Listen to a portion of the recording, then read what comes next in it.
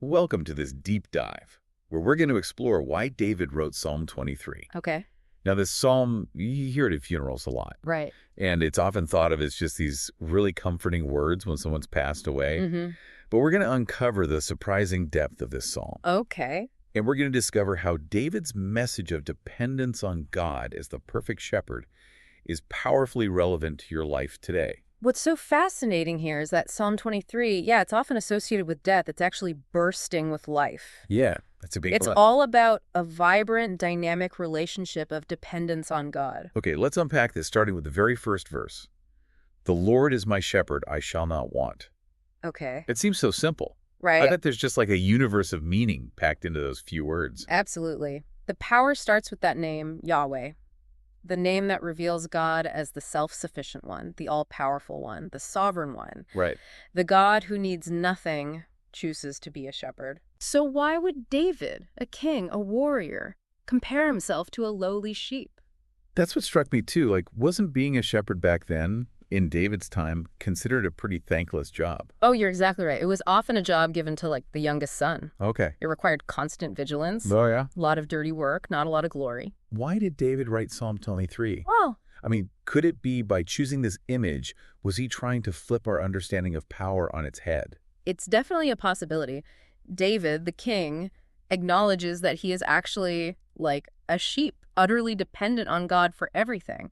He's saying that true strength comes from recognizing our need for God. And he makes it so intensely personal by saying, my shepherd. Yes. This isn't some distant deity, right? No. It's a relationship, Yeah. an intimate connection. Absolutely. And he's living it right now.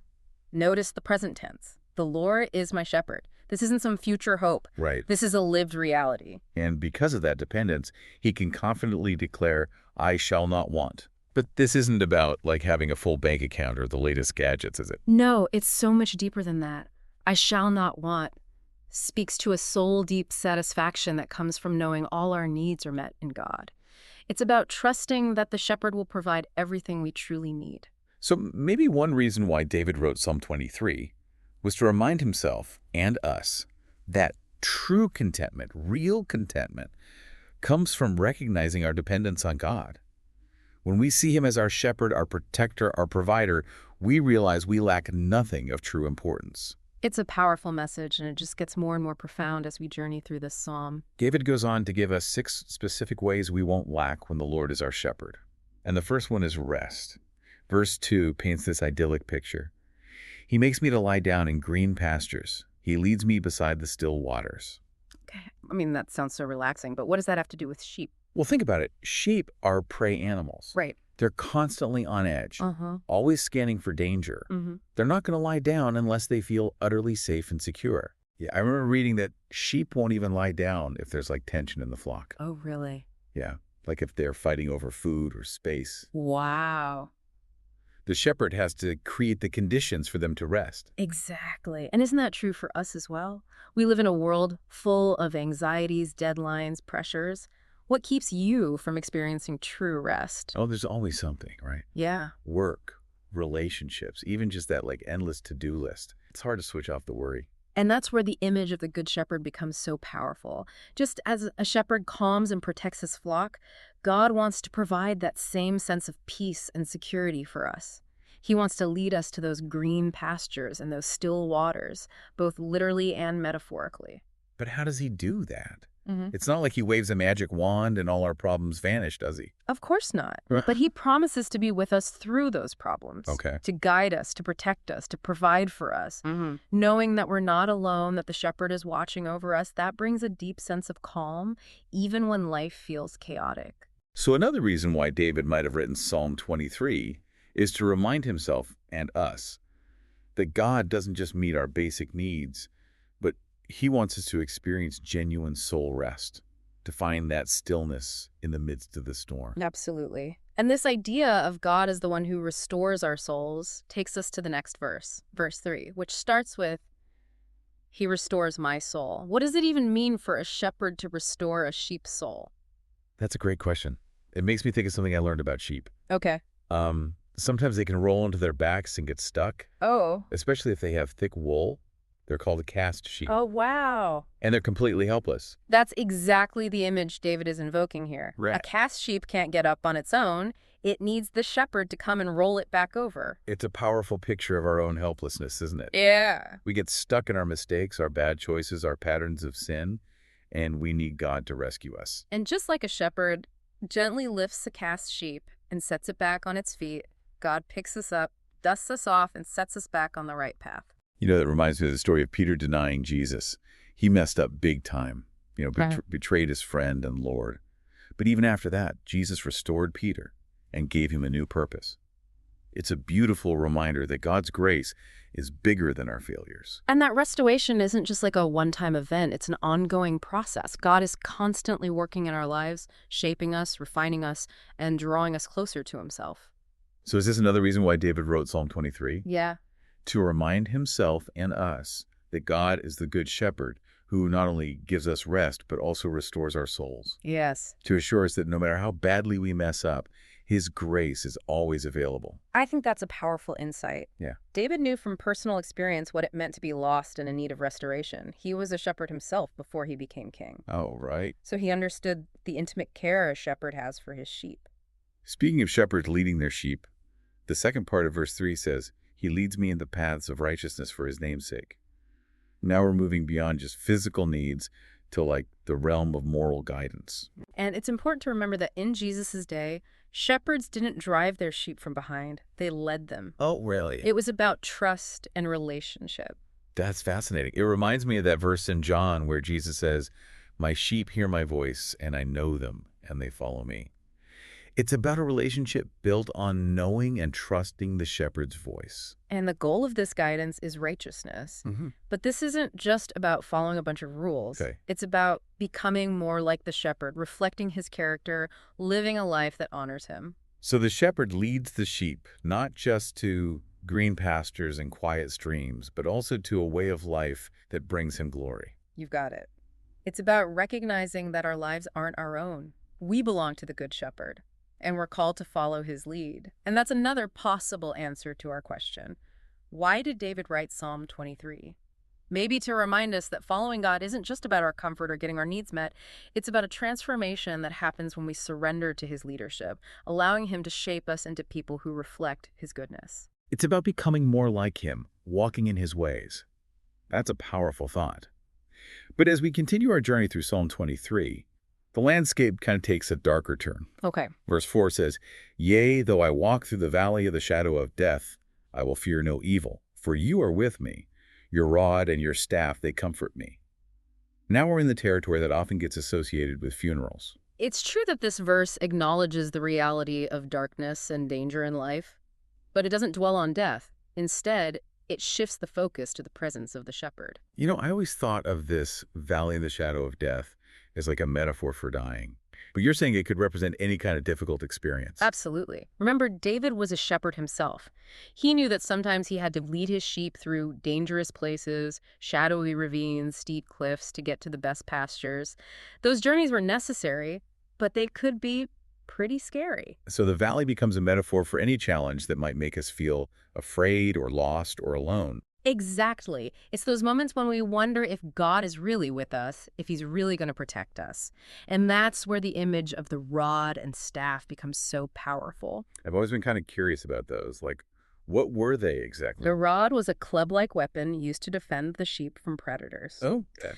And the staff was a long stick with a curved end used to guide the sheep and gently pull them back if they started to stray. So both tools of protection and day correction. Yes. And even though correction might not always feel good in the moment, the sheep could trust that the shepherd was using those tools for their ultimate well-being. The rod and staff represented the shepherd's constant presence, his watchful care. That's a beautiful image. So even in the midst of like fear and uncertainty in that metaphorical valley, David finds comfort knowing the shepherd is right there with him, ready to defend him and guide him. And notice how personal it gets here. He shifts from talking about he to speaking directly to God. For you are with me. It's that intimate awareness of God's presence that banishes fear. I think I'm starting to understand why David wrote Psalm 23. He wanted to remind himself and us that even when life gets tough, even when we're facing our own valleys, God is right there beside us. And it's not just a passive presence. He's actively protecting us, guiding us, correcting us when we need it. That's a powerful insight, and it leads us out of the valley and into one of the most surprising and comforting images in the entire psalm. Verse 5 says, "You prepare a table before me in the presence of my enemies. You anoint my head with oil. My cup runs over." It's like suddenly we're at a lavish banquet. It's an incredible image. We go from the shadowy valley straight to a feast. What's going on here? This verse reveals God not just as a shepherd who protects and guides, but also as a host who provides lavishly for his guests. Even when we're surrounded by enemies, by opposition, challenges, or difficulties, God is still showering us with blessings. It's like he's saying, don't worry about those who are against you. Focus on the abundance I'm pouring out for you. Exactly. The table represents provision, the oil represents anointing and blessing, and the overflowing cup speaks to God's extravagant generosity. It's not just about getting by, it's about experiencing more than enough. It's a reminder that even when things are tough, even when we're facing opposition, God is still taking care of us, providing for us, and pouring out his blessings. And this abundance isn't just material, it's also emotional, spiritual, relational. God provides everything we need to thrive, not just survive. So could another reason why David wrote Psalm 23 be to remind himself and us that even when we're in difficult situations, we can trust that God is our provider, that he's not just getting us through, but he's blessing us beyond measure. It's a beautiful image of God's faithfulness and generosity, and it leads us to the final verse, verse 6, which brings a sense of completion and lasting peace. "Surely goodness and mercy shall follow me all the days of my life, and I will dwell in the house of the Lord forever." The promise of a forever home. But what does it mean to dwell in the house of the Lord? Is it about going to heaven when we die? It's certainly about that ultimate homecoming, but it's also about so much more. In the Old Testament, the house of the Lord referred to the temple in Jerusalem, the place where God's presence dwelled. But in a broader sense, it represents God's presence dwelling with us, both now and in eternity. So it's not just about a physical location, but about a constant state of being with God. Exactly.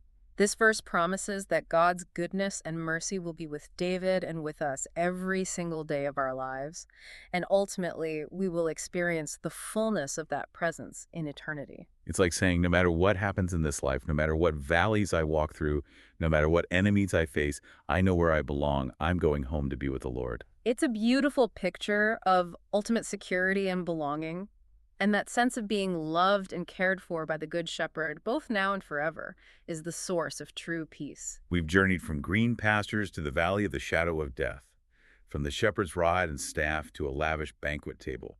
Psalm 23 has painted such a vivid picture of God's faithfulness and love. It's no wonder it's resonated with people for centuries. It truly is a timeless masterpiece, and it reminds us that no matter what we're facing in life, we can always turn to the Good Shepherd for guidance, protection, and provision. He's the one who leads us, restores us, and ultimately brings us home. So we've been exploring this question. Why did David write Psalm 23? Mm-hmm. And it seems like every verse reveals another layer of his heart, another reason why this psalm resonated so deeply with him. Right. But what does it all mean for us today? I mean, we're not literally sheep wandering around the hills, are we?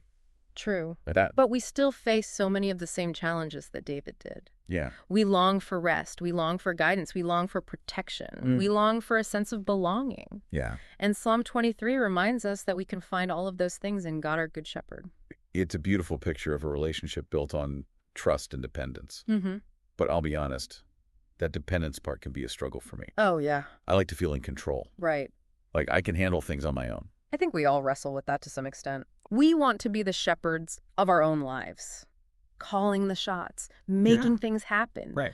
But the truth is, we're not the shepherds, we're the sheep.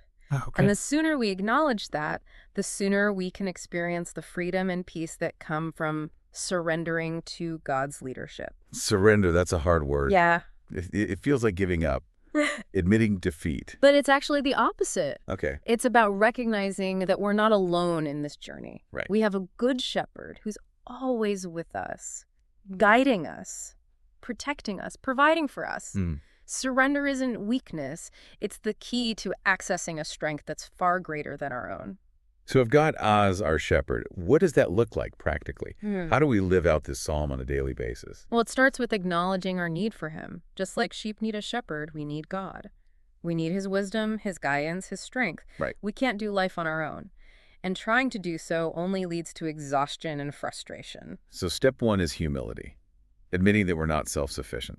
Exactly. And then it's about learning to trust his leadership even when we don't understand where he's taking us. Remember the image of the sheep following the shepherd through those shadowy ravines. Sometimes God leads us through difficult places, but we can trust that he has a purpose even when we can't see it. It's about having faith that he's leading us to those green pastures and still waters, even if the path isn't always easy or obvious. You got it. And it's also about recognizing his provision in every area of our lives. Okay. It's not just about material needs. It's about emotional, spiritual, relational provision. It's about seeing his hand at work even in the smallest details. It's about that overflowing cup, that sense that he's giving us more than we could ever ask or imagine. Absolutely. And ultimately, it's about finding our true home in him, knowing that no matter what happens in this life, we have an eternal dwelling place with the Good Shepherd. So for anyone listening who's feeling lost or alone or overwhelmed, remember Psalm 23. Remember the Good Shepherd who loves you, cares for you, and is leading you home. It's a message that can transform your life if you let it. Well, that was an incredible deep dive. I don't think I'll ever read Psalm 23 the same way again. Me neither. It's amazing how much depth and beauty there is in these ancient words. So what stands out to you as the most important takeaway from this deep dive? Let us know in the comments below. And if you enjoyed this episode, don't forget to like and subscribe for more deep dives into fascinating topics. Okay. We'll see you next time.